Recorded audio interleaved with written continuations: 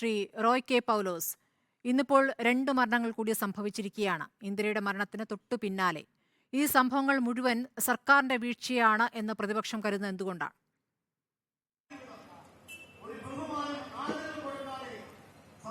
ഞങ്ങളിത് ചിലൊരു ആരോപണം ഉന്നയിക്കുന്നത് വസ്തുതയായതുകൊണ്ട് മാത്രമാണത് പറയുന്നത്. രാഷ്ട്രീയമായിട്ടുള്ള ആക്ഷേപങ്ങളോ ആരോപണങ്ങളോ അല്ല. ഗവൺമെന്റിന്റെ വീഴ്ച കഴിഞ്ഞ 2 മാസങ്ങൾക്കിടയിൽ, ഇപ്പം ഞാൻ ഈ നേര്യമംഗലത്തെ മരണവുമായി ബന്ധപ്പെട്ട് കോതമംഗലം സമരവേദിയിലാണ്. കഴിഞ്ഞ 60 ദിവസത്തിനിടയിൽ ഞങ്ങളുടെ ഈ മേഖലയിൽ മാത്രം കൊല്ലപ്പെട്ടത് 5 ആളുകളാണ്. 5 ആളുകൾ 2024 ജനുവരി 1 ശേഷം മരിച്ച ആളുകളുടെ എണ്ണമായി പറയുന്നത്. ഞാൻ പഴയതിലേക്കൊന്നും പോകുന്നില്ല. ഈ 5 ആളുകൾ മരിക്കാനിടയായ സാഹചര്യം, ഒരു ഗവൺമെന്റിന് ഈ കാര്യത്തിൽ ഇങ്ങനെ ഒരു ഭരണം ഉണ്ടായിക്കഴിഞ്ഞാൽ സർക്കാർ സ്വീകരിക്കുന്ന സമീപനങ്ങൾ, നിലപാടുകൾ, അതിവിടെ ജനങ്ങൾ കണ്ടുകൊണ്ടിരിക്കുക, എല്ലാവരും കണ്ടുകൊണ്ടിരിക്കുക. ഇത്ര നിരുത്തരവാദപരമായി ഓരോ മരണമുണ്ടാകുമ്പോഴും ഒരു ഗവൺമെന്റിന് എങ്ങനെ നടപടി സ്വീകരിക്കാൻ കഴിയുക? 10 ലക്ഷം രൂപ കൊടുത്താൽ തീരുമോ ഒരു കുടുംബത്തിന്റെ ഇത്തരമുള്ളൊരു നഷ്ടം? 50,000 രൂപയെ കൊടുത്തിട്ടുള്ളൂ നേരത്തെ. ഇപ്പോഴാണ് ഈ കഴിഞ്ഞ 7 ദിവസം മുമ്പാണ് മൂന്നാറിലെ നേമക്കാട് എസ്റ്റേറ്റില് ഒരാന അവിടെ മണി എന്ന് പറയുന്ന ചെറുപ്പക്കാരനെ, ഓട്ടോറിക്ഷ ഡ്രൈവറെ ചവിട്ടിക്കൊന്നത്. രാത്രി 9 മണിക്കാണ്. അവരുടെ കുട്ടികളുടെ സ്കൂളില്, നല്ല സ്കൂളില് വാർഷികത്തിൽ പങ്കെടുക്കാൻ വേണ്ടി കുട്ടികളും സമീപത്തുള്ള 2-3 ആളുകളും പോയി തിരിച്ചു വരുമ്പോഴാണ് വീടിന് 100 മീറ്റർ അകലെ വെച്ച ഈ ആന ചവിട്ടിക്കൊല്ലുന്നത്. തുമ്പിക്കൈക്കെടുത്ത് അടിച്ചു കൊല്ലുക ചെയ്തത്. നിഷ്ഠൂരമായ മരണമാണ് സംഭവിച്ചത്. ആ ആളുകളുടെ സാന്നിധ്യത്തിലാണ് മരിച്ചത്.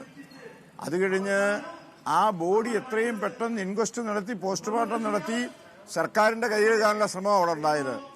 അവിടെ ഉണ്ടായിരുന്ന ജനപ്രതിനിധികൾ, ശ്രീ ഡീൻ കുര്യാക്കോസ് MP ഉൾപ്പെടെ, MLA ഉൾപ്പെടെ, മറ്റ് രാഷ്ട്രീയ പാർട്ടി പ്രതിനിധികൾ ഉൾപ്പെടെ ഈ വിഷയത്തിൽ ഇടപെട്ടു. അപ്പൊ ഇടപെട്ട് കഴിഞ്ഞപ്പോ ഇതിനൊരു പരിഹാരം ഉണ്ടാക്കണമെന്ന് ആവശ്യപ്പെട്ടു. ഗവൺമെന്റ് തയ്യാറായില്ല. അവസാനം മനസ്സോടെ അവിടെ വെച്ച് തീരുമാനമുണ്ടായി. 10 ലക്ഷം രൂപ നഷ്ടപരിഹാരം കൊടുക്കാൻ തയ്യാറായി. ഇതാദ്യമായിട്ടാണ്. വയനാട്ടിൽ ഇതിന് മുമ്പ് ഒരു കേസ് ഒഴിച്ചാൽ കേരളത്തില് ഇടുക്കിയിൽ തന്നെ ചിന്നക്കനാലിലുണ്ടായിട്ടുണ്ട്, ശന്തംപാറയുണ്ടായിട്ടുണ്ട്, പൂപ്പാറയുണ്ടായിട്ടുണ്ട്. അങ്ങനെ നിരവധി സ്ഥലങ്ങളിൽ ഉണ്ടായെങ്കിലും ഗവൺമെന്റ് പിന്നീട് ഇത്തരമുള്ള ആക്രമണങ്ങൾ ഉണ്ടാകാതിരിക്കാനുള്ള ഫലപ്രദമായ ഒരു നടപടി ഉണ്ടായില്ല. ഞാൻ സൂചിപ്പിച്ചത്, തൊട്ടപ്പുറത്ത് തമിഴ്നാട് സംസ്ഥാനമുണ്ടല്ലോ, അവിടെ കണ്ടുപഠിക്കണം ആളുകൾ എങ്ങനെയാണ് ചെയ്യുന്നത്. ഒരു അതിർത്തിയല്ലേ ഉള്ളൂ. ആ അതിർത്തിയിൽ നടക്കുന്ന പ്രവർത്തനങ്ങൾ ഫോറസ്റ്റ് ഡിപ്പാർട്ട്മെന്റ് നടത്തുന്നതാണ് കാരണം.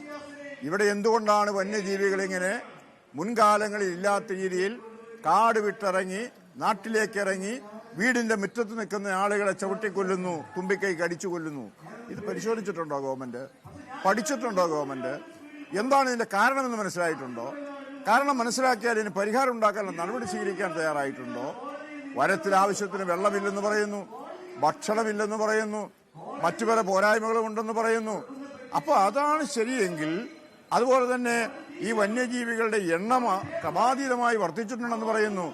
ഇതൊക്കെയാണ് കാരണമെങ്കിൽ ഇതിന് പരിഹാരം ഉണ്ടാകണ്ടേ? അപ്പുറത്ത് തമിഴ്നാട്ടില് അവിടെ ശുദ്ധജല തടാകങ്ങള് ഈ വന്യമൃഗങ്ങൾക്ക് വേണ്ടി തമിഴ്നാട് സർക്കാർ ഉണ്ടാക്കിയിരിക്കുന്നു. അവിടെ ആഹാരം കൊടുക്കാനുള്ള ക്രമീകരണങ്ങൾ ചെയ്തിരിക്കുന്നു. അതുപോലെ തന്നെ ഈ വന്യജീവികളുടെ ആക്രമണം ഉണ്ടാകാൻ സാധ്യതയുണ്ട് എന്ന് ഫോറസ്റ്റ് ഡിപ്പാർട്ട്മെന്റിന് മുൻകൂറായി ലഭിക്കുന്ന വിവരങ്ങൾ വെച്ചുകൊണ്ട് ആ സ്ഥലങ്ങളില് RRT എന്ന് പറയുന്ന ടീമിനെ ചുമതലപ്പെടുത്തിയിട്ടുണ്ട്. അഡ്വാൻസ് ആയിട്ട് ഇത്തരം വിവരങ്ങൾ മനസ്സിലാക്കാനുള്ള ഡ്രോൺ ഉപയോഗിച്ചുള്ള സംവിധാനങ്ങൾ ചെയ്തിട്ടുണ്ട്. ആ സംവിധാനങ്ങൾ അറിയുന്നതനുസരിച്ച് ബന്ധപ്പെട്ട പ്രദേശങ്ങളിലെ ജനങ്ങളെ മുൻകൂറായി വിവരങ്ങൾ അറിയിക്കാൻ, അപകടമുണ്ട്, നിങ്ങൾ ശ്രദ്ധിക്കണമെന്ന് പറയാനുള്ള അറിയിപ്പ് കൊടുക്കാനുള്ള ക്രമീകരണങ്ങൾ ചെയ്യുന്നുണ്ട്. ഇതൊക്കെയാണ് നമ്മുടെ നാട്ടിലെ ആളുകൾ ആഗ്രഹിക്കുന്നത്. അതല്ലാതെ പിണറായി വിജയൻ ഭരിക്കുന്നതുകൊണ്ട് മാത്രമാണ് ആനയെല്ലാം കൂടെ റോഡിലേക്ക് ഇറങ്ങുന്നത്, ആളെ ചവിട്ടിക്കൊല്ലുന്നത് ഞാൻ പറഞ്ഞത്. ഇത്തരം സംഭവങ്ങൾ ഉണ്ടാകുമ്പോൾ ഒരു ഗവൺമെന്റിന്റെ ഭാഗത്ത് നിന്ന് എന്ത് പ്രതികരണമുള്ളത്? എന്തിനാ ഇങ്ങനെ ഒരു മന്ത്രി? എനിക്കറിയാൻ പാടില്ല. നാണം കേടാ. കേരളത്തിൽ എന്തിനാ ഇങ്ങനെ ഒരു വനം വകുപ്പ് മന്ത്രി? മുഖ്യമന്ത്രി ഒരു വാക്ക് മിണ്ടിയിട്ടുണ്ടോ? ഈ ആളുകളെല്ലാം മരിക്കുന്നു. ഇന്നിപ്പോ നിങ്ങൾ തന്നെ പറഞ്ഞല്ലോ, ദാരുണമായ 3 സംഭവങ്ങൾ ഉണ്ടായല്ലോ. ഇങ്ങേരുടെ വായിൽ നിന്നൊരു വാക്ക്, ഇത്രയും ദാരുണമായ മരണങ്ങൾ ഉണ്ടായിട്ട് വൈൽഡ് ലൈഫ് ബോർഡിന്റെ ചെയർമാൻ മുഖ്യമന്ത്രിയാ ഞാൻ മനസ്സിലാക്കുന്നു. ഈ ഉത്തരവാദിത്വം ഉള്ള ഒരു ഗവൺമെന്റ് ഒരു വാക്ക് പോലും പറയുന്നില്ല. ഇവിടെ നേര്യമംഗലത്തിൽ നിന്നുണ്ടായതെന്താ? 9:30 മണിക്കാ, രാവിലെ 9:30 മണിക്കാ. അസമയമാണോ?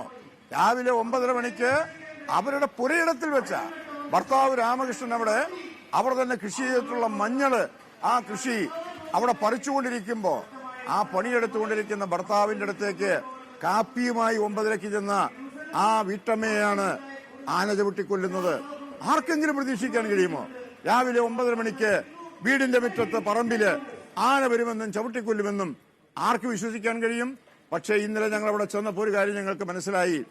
7 ദിവസം മുമ്പ് ആ നേര്യമംഗലം ഫോറസ്റ്റ് ഓഫീസിൽ ഇത് സംബന്ധിച്ചുള്ള വിവരങ്ങൾ ആ നാട്ടുകാർ പരാതി രൂപേണ പറഞ്ഞിരുന്നു. സഹായം വേണം, സേവനം വേണം. ഒരു വാക്കുകൂടി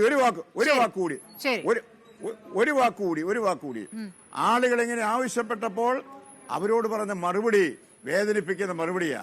ഞങ്ങൾക്ക് ഇവിടെ വാഹനമില്ല.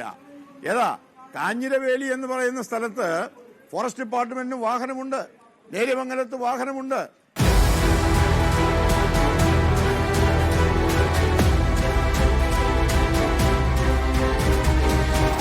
Debate with Smriti Paruthikad.